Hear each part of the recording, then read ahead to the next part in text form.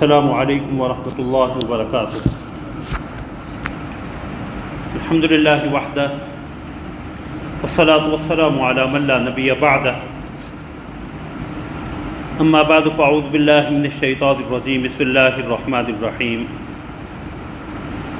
ولا تقولوا لمن يقتل في سبيل الله اموات بل احیاء ولكن لا تشعرون۔ صدق اللہ العظیم۔ اللہم صلی علی محمد وعلی آل محمد کما صلیت علی ابراہیم وعلی آل ابراہیم انک حمید مجید۔ اللہم بارک علی محمد وعلی آل محمد کما بارکت علی ابراہیم وعلی آل ابراہیم انک حمید مجید۔ سبحانک لا علم لنا الا ما علمتنا انک انت العلیم الحکیم۔ رب اشرح لی صدری ویسر لی امری واحلل عقدۃ من لسانی یفقہوا قولی۔ اللہم انفعنا بما علمتنا وعلمنا ما ينفعنا وزدنا علما۔ اما بعد، حضرات محترم، سیدنا حسین ابن علی رضی اللہ تعالی عنہما کی شخصیت کے دو پہلوؤں پہ اختصار کے ساتھ گفتگو کا ارادہ ہے۔ حضرت حسین رضی اللہ تعالی عنہ کی سیرت اور ان کی شہادت۔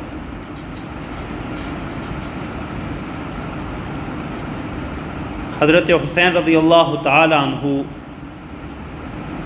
تاریخ اسلامی کی ان مظلوم شخصیات میں سے ہیں جنہیں ان کا صحیح حق نہیں دیا گیا۔ حضرت حسین رضی اللہ تعالی عنہ کی شخصیت کے حوالے سے بالعموم ہمارے ذہنوں میں ایک ہی تصور ابھرتا ہے اور وہ واقعہ کربلا ہے، اور واقعہ کربلا کے حوالے سے بھی تاریخ کی کتابوں میں جو رتب و یابس موجود ہے اسی کو بنیاد بنا کے ہم حضرت حسین رضی اللہ تعالی عنہ کے مقام و مرتبہ کے تعین کی کوشش کرتے ہیں، اور یہ بہت بڑی حق تلفی ہے حضرت حسین رضی اللہ تعالی عنہ کے حق میں کہ حضرت حسین رضی اللہ تعالی عنہ کی شہادت 10 محرم سن 61 ہجری میں ہو رہی، اور حضرت حسین رضی اللہ تعالی عنہ کی ولادت مشہور قول کے مطابق شعبان سن 4 ہجری میں ہے، یعنی رسول اللہ صلی اللہ علیہ وسلم کی حیات طیبہ میں تقریباً 6.5-7 سال۔ پھر اس کے بعد خلفائے اربعہ حضرت ابو بکر، حضرت عمر، حضرت عثمان، حضرت علی رضی اللہ تعالی عنہم اجمعین، اور اس کے بعد سیدنا حسن ابن علی رضی اللہ تعالی عنہما، اور اس کے بعد حضرت معاویہ بن ابی سفیان رضی اللہ تعالی عنہما کا دور بھی حضرت حسین نے گزارا ہے، لیکن بدقسمتی سے ہمیں اس پورے عرصے میں حضرت حسین رضی اللہ تعالی عنہ کی شخصیت مخفی دکھائی دیتی ہے، یا اس کے حضرت حسین رضی اللہ تعالی عنہ کی شخصیت کو اس عہد میں اجاگر نہیں کیا جاتا۔ میری طالب علمانہ رائے یہ ہے کہ اگر حضرت حسین رضی اللہ تعالی عنہ کی ولادت سے لے کے حضرت معاویہ رضی اللہ تعالی عنہ کی وفات تک کے حضرت حسین رضی اللہ تعالی عنہ کی حیات مبارکہ کے گوشوں کو اجاگر کر دیا جائے تو بدقسمتی سے ہمارے ہاں حضرت حسین رضی اللہ تعالی عنہ کی شخصیت کی بنیاد پہ جو تفریق پائی جاتی ہے وہ اب خود ختم ہو جائے۔ حضرت حسین رضی اللہ تعالی عنہ صحابی رسول ہیں، نواسہ رسول ہیں، اور رسول اللہ صلی اللہ علیہ وسلم کی بہت سی احادیث ان کے مقام و مرتبہ کا تعین کرتی ہیں۔ اس سے بڑھ کے اور کیا شرف ہوگا کہ رسول اللہ صلی اللہ علیہ وسلم نے حضرت حسین رضی اللہ تعالیٰ عنہ کی ولادت کے موقع پہ خود آ کے ان کا نام رکھا، خود گھٹی دی، اور رسول اللہ صلی اللہ علیہ وسلم نے اپنی زبان مبارک جو ہے وہ حضرت حسین رضی اللہ تعالیٰ عنہ کو چوسنے کے لیے دی، اور پھر حضرت حسین رضی اللہ تعالیٰ عنہ کا عقیقہ بھی خود رسول اللہ صلی اللہ علیہ وسلم نے کیا، اور رسول اللہ صلی اللہ علیہ وسلم کو حضرت حسین اور حضرت حسن ان دونوں نواسوں کے ساتھ جو قلبی محبت تھی اس کا اظہار بہت سی احادیث مبارکہ سے ہوتا۔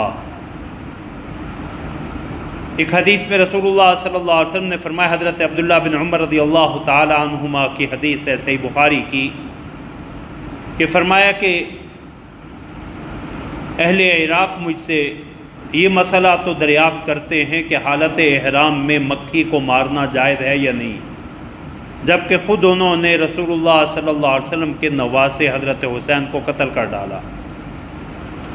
جبکہ رسول اللہ صلی اللہ علیہ وسلم نے فرمایا تھا کہ ہما ریحانتای من الدنیا، کہ حسن اور حسین دونوں دنیا میں میرے پھول ہیں۔ ایک حدیث میں رسول اللہ صلی اللہ علیہ وسلم نے فرمایا، حضرت عبداللہ بن عمر رضی اللہ تعالی عنہ کی ہی حدیث ہے، حضرت ابو ہریرہ رضی اللہ تعالی عنہ سے بھی مروی ہے مختلف کتب حدیث میں، کہ رسول اللہ صلی اللہ علیہ وسلم نے فرمایا، سیدہ شباب اہل الجنت الحسن والحسین، حسن و حسین جنت کے نوجوانوں کے سردار ہوں گے۔ ایک حدیث میں رسول اللہ صلی اللہ علیہ وسلم نے حسنین کریمین رضی اللہ تعالی عنہما کے مقام و مرتبہ کو یوں بیان فرمایا، حضرت اسامہ بن زید رضی اللہ تعالی عنہما کی حدیث ہے کہ میں کسی غرض سے رسول اللہ صلی اللہ علیہ وسلم کے ہاں حاضر ہوا، تو رسول اللہ صلی اللہ علیہ وسلم جب گھر سے باہر تشریف لائے تو آپ نے چادر اوڑھ رکھی تھی، اور چادر کے اندر کوئی چیز تھی، جیسے کوئی چیز رسول اللہ صلی اللہ علیہ وسلم کے جسم اطہر کے ساتھ، جسد اطہر کے ساتھ چمٹی ہوئی ہو۔ تو میں نے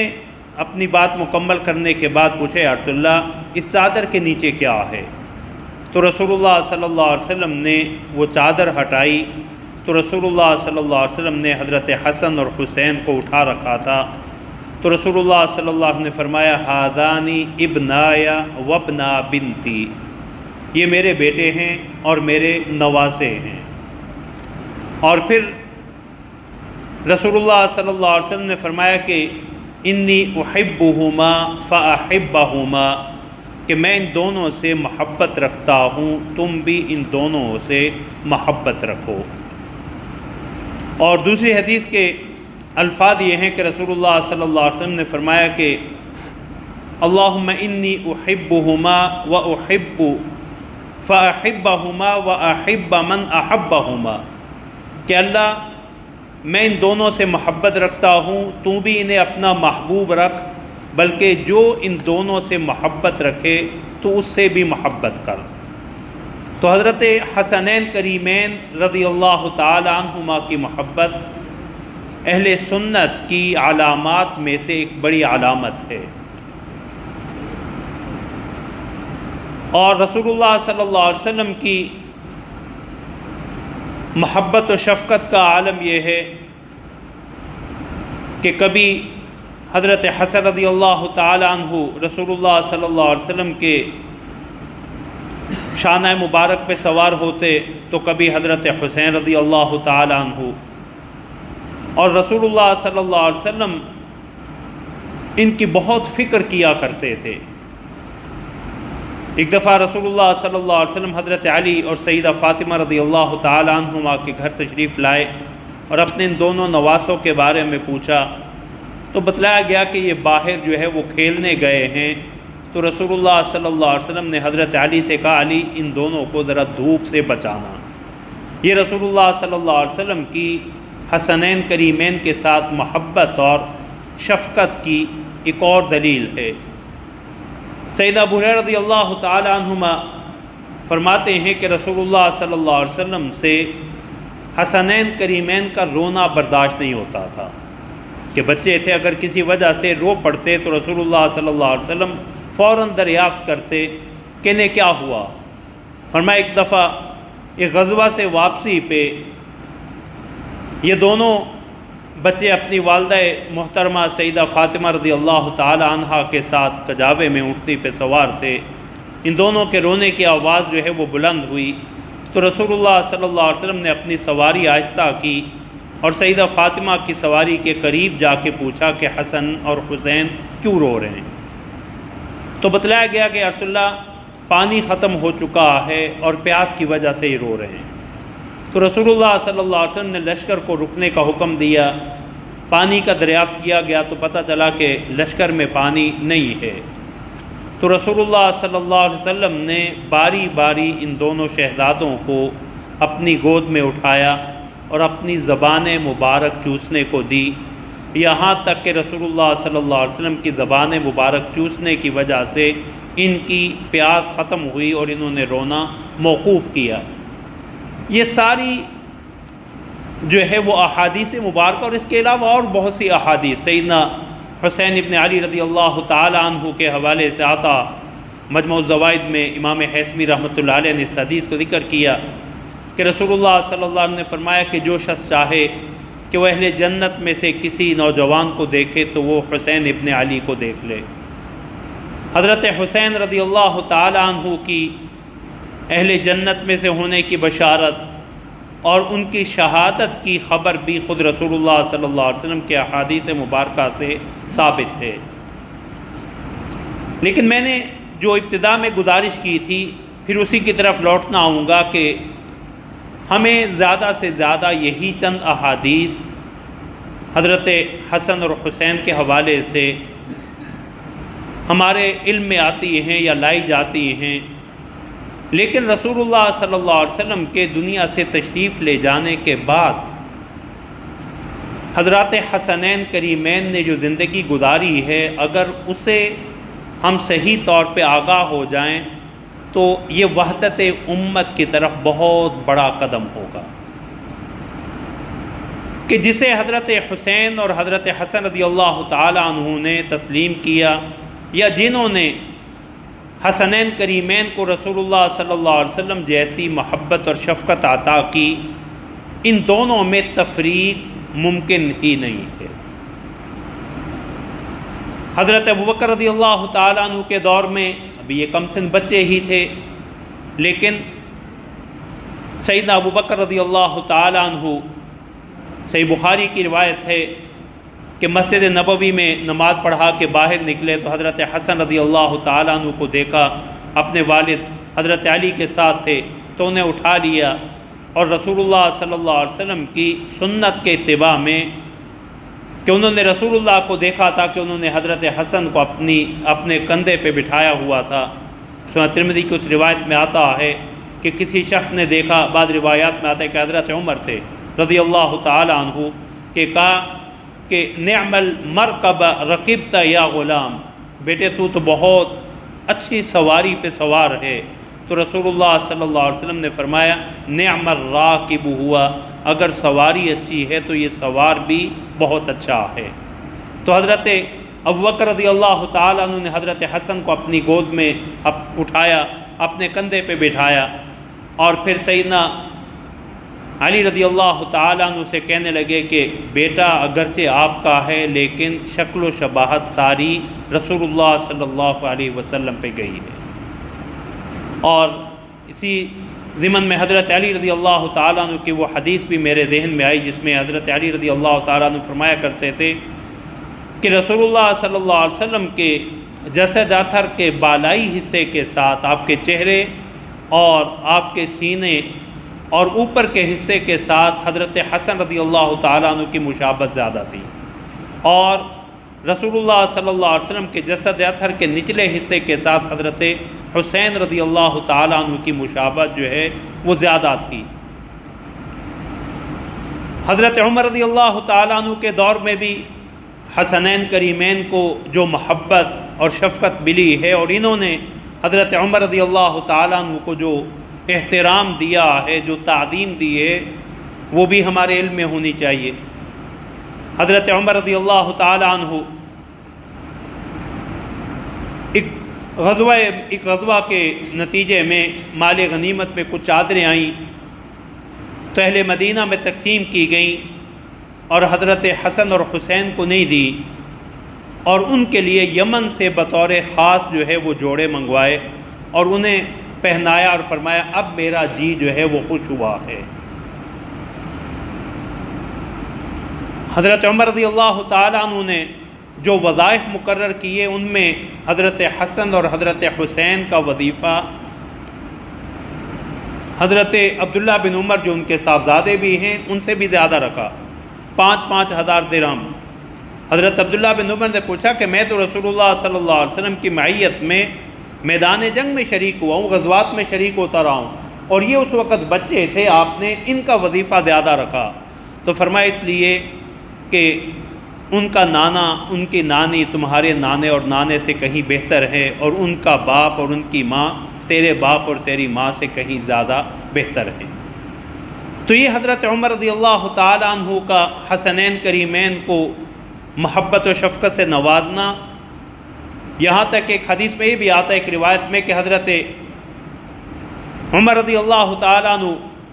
خطبہ جمعہ ارشاد فرما رہے تھے تو حضرت حسین ابھی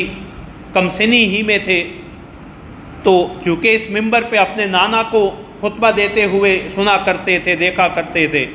تو کہنے لگے کہ میرے نانا کے منبر سے نیچے اترو۔ تو سیدنا عمر رضی اللہ تعالیٰ عنہ کہنے لگے کہ میرا منبر تو ہے کوئی نہیں، میں تو تیرے نانا کے منبر ہی کا وارث ہوں۔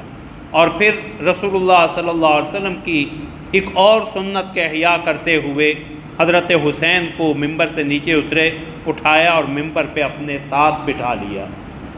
کیونکہ حدیث میں آتا ہے رسول اللہ صلی اللہ علیہ وسلم ایک دفعہ خطبہ جمعہ ارشاد فرما رہے تھے کہ حضرت حسن اور حسین آئے، بچے تھے، جو قمیصیں پہن رکھی تھی، کرتے پہن رکھے تھے، وہ ذرا لمبے تھے، جس کی بنا پہ یہ بار بار گر رہے تھے۔ تو رسول اللہ صلی اللہ علیہ وسلم اسے برداشت نہیں کر پائے، آپ نے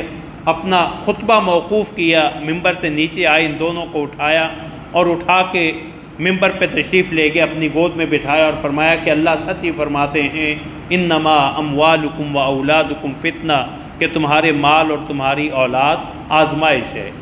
کہ یہ دونوں جو ہے وہ آئے تو مجھ سے رہا نہیں گیا، میں نے خطبہ جمعہ موقوف کر کے انہیں اٹھایا۔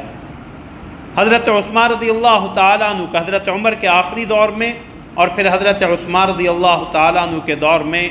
حسنین کریمین تمام جنگی مہموں میں شریک رہے،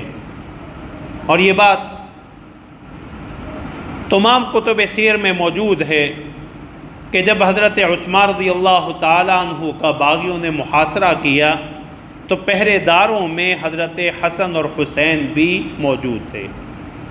پہرے داروں میں حضرت حسن اور حسین بھی موجود تھے، اور جب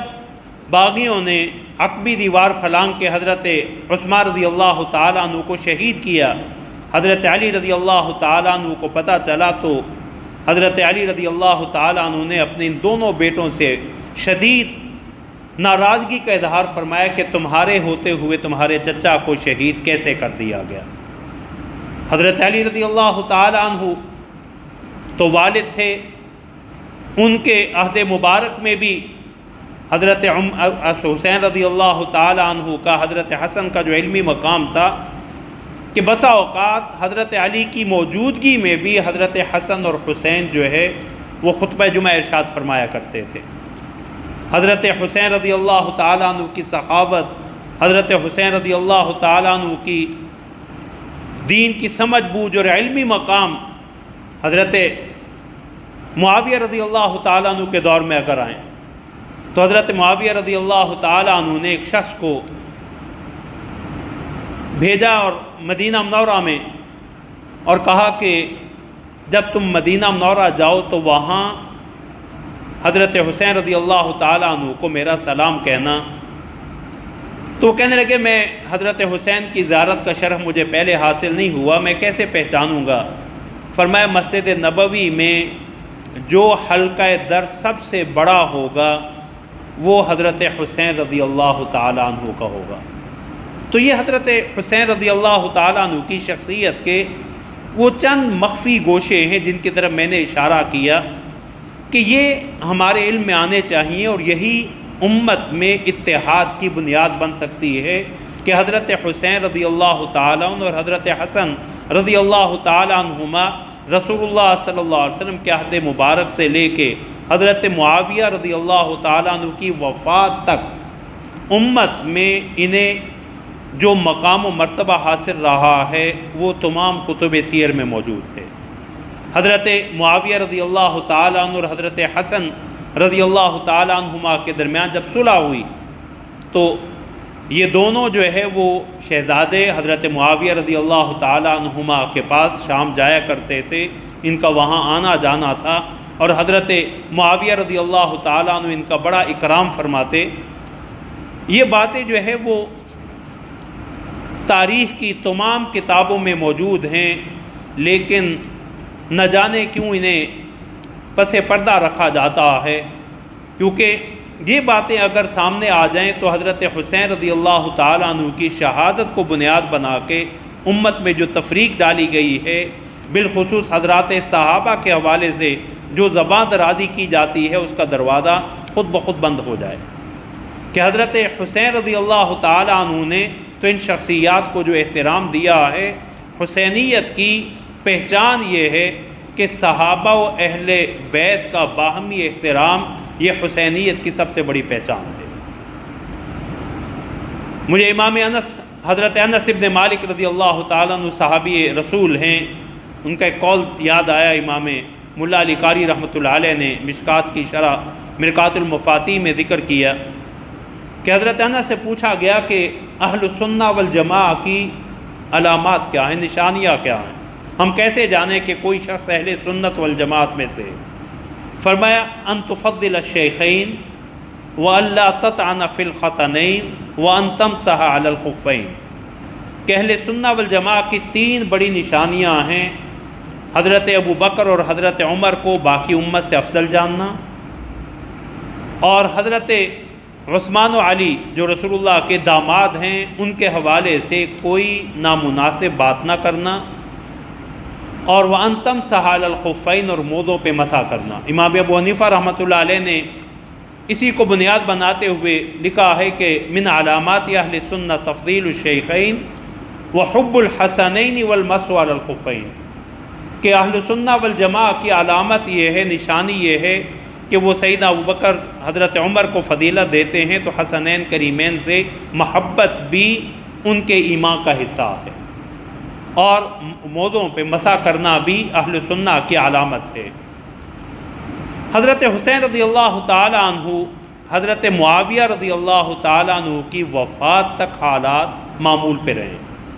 کسی قسم کی کوئی ناچاکی اور اختلاف نہیں تھا۔ حضرت معاویہ رضی اللہ تعالیٰ عنہ نے بعض صحابہ کے مشورہ کی بنا پہ جو اس وقت موجود تھے، یزید کو اس لیے اپنا ولی عہد مقرر کیا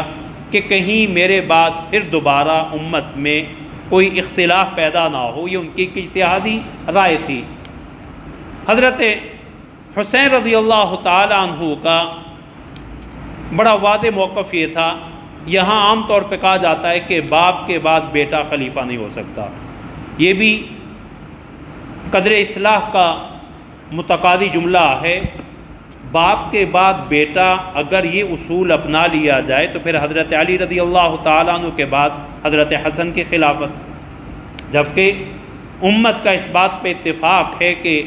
جو 30 سال خلافت راشدہ کے رسول اللہ صلی اللہ علیہ وسلم نے بتلائے، اس میں حضرت حسن کے 6 ماہ بھی شامل کیے جاتے ہیں۔ تو باپ کے بعد بیٹا خلیفہ بننا یہ شرعی طور پہ کوئی ناجائز کام نہیں ہے، لیکن نااہل بیٹا حضرت حسین رضی اللہ تعالیٰ عنہ کا بڑا واضح موقف تھا کہ یزید اس منصب کے اہل نہیں ہے، اور اس لیے انہوں نے اپنے اس موقف پہ قائم رہتے ہوئے جو قربانی دی حضرت حسین رضی اللہ تعالی عنہ کی، کہ آپ اپنے 72 جو ہے شہداء کے ساتھ کربلا میں شہید کر دیے گئے، میدان کربلا میں طف علاقہ کہلاتا تھا جسے بعد میں کربلا کا نام دیا گیا۔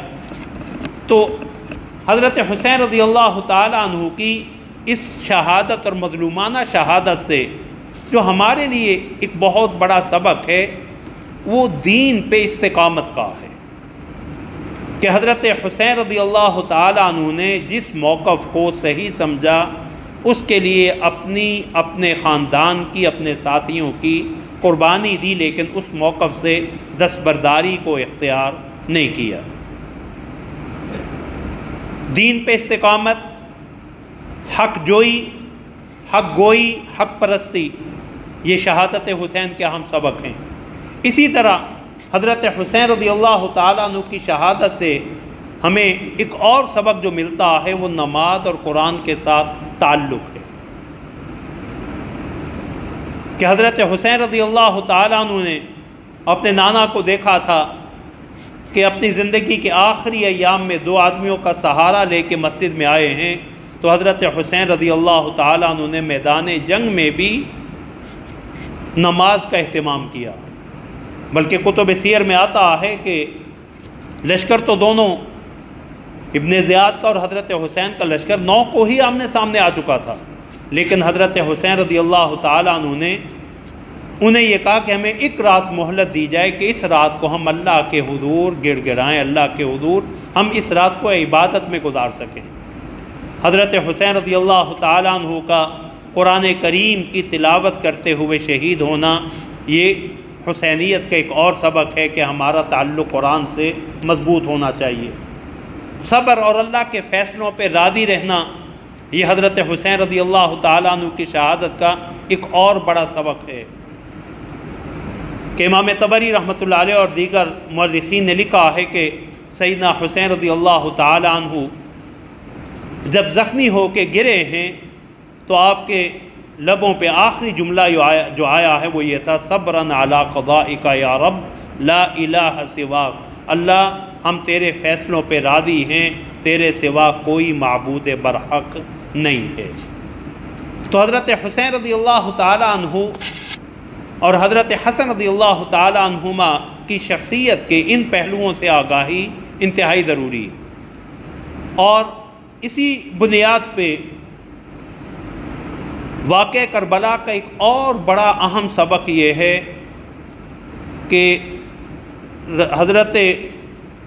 معاویہ رضی اللہ تعالی عنہ تک تمام خلفاء، صحابہ خلفاء کی خلافت برحق تھی، کیونکہ اگر یہ خلافت برحق نہ ہوتی تو حضرت حسن جب یزید کے مقابلے میں آئے ہیں تو وہ حضرت معاویہ کے مقابلے میں بھی ضرور آتے، اور حضرت علی رضی اللہ تعالی عنہ امت کا اس بات پہ اجماع اور اتفاق ہے کہ حضرت علی حضرت حسن اور حسین سے افضل ہیں۔ تو جس راستے کو حضرت حسین رضی اللہ تعالی عنہ نے اختیار کیا، جب انہوں نے دیکھا کہ نااہل آدمی کو خلافت نہیں دی جا سکتی، تو اگر حضرت علی رضی اللہ تعالی عنہ، سیدنا ابو بکر، حضرت عمر اور حضرت عثمان کی خلافت پہ متفق نہ ہوتے، راضی نہ ہوتے، تو یہ واقعہ کربلا پہلا واقعہ نہ ہوتا بلکہ یہ چوتھا یا پانچواں ہوتا۔ تو یہ واقعہ کربلا ہمیں یہ سبق بھی دیتا ہے کہ حضرت حسن اور حضرت حسین رضی اللہ تعالی عنہما نے اور حضرت علی رضی اللہ تعالی عنہما نے رسول اللہ صلی اللہ علیہ وسلم کے بعد جو خلافت کی موجودہ شکل ہے اسے قبول بھی کیا ہے اور اس پہ راضی بھی رہے ہیں، اور یہی وجہ ہے کہ حضرت معاویہ رضی اللہ تعالیٰ عنہ کی وفات تک حالات جو ہے وہ معمول پہ رہے ہیں۔ اللہ رب العزت جو ہے ہمیں حق بات کو سمجھنے اور اسے اپنانے کی توفیق عطا فرمائیں۔ وقت کی قلت کی بنا پہ انہی گزارشات پہ اکتفا کرتا ہوں۔ اللہ ہمیں حضرات صحابہ کی سچی محبت نصیب فرمائیں۔ حضرت حسن اور حسین اور دیگر صحابہ کی محبت جو ہے وہ ایمان کا جزو ہے، ایمان کی علامت ہے۔ کسی بھی صحابی کے بارے میں اس واقعہ کو بنیاد بنا کے یا کسی اور تاریخی واقعہ کو بنیاد بنا کے زباں کھولنا یہ معاذ اللہ اپنے ایمان کو خطرے میں ڈالنے کے مترادف ہے۔ اللہ رب العزت ہمیں حضرات صحابہ کی سچی محبت اور ان کی کامل عقیدت اور ان کی صحیح اتباع نصیب فرمائیں۔ وآخر دعوانا ان الحمد للہ رب العالمین۔